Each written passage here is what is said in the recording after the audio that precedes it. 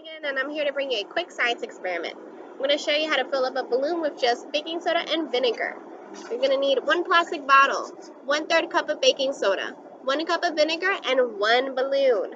Make sure that you get the large balloons, because if you get a small one, you're not going to be able to fit the 1/3 cup of baking soda inside.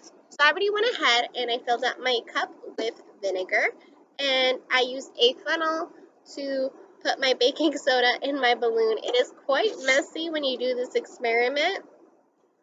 Make sure you might need the help of a sibling or a parent to do this experiment, because it's a little hard if the baking soda gets all over the place, but that's the fun part.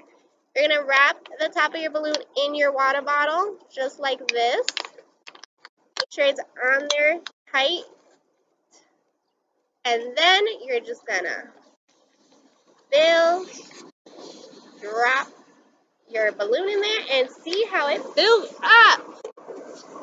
Look at that. We just filled up our balloon.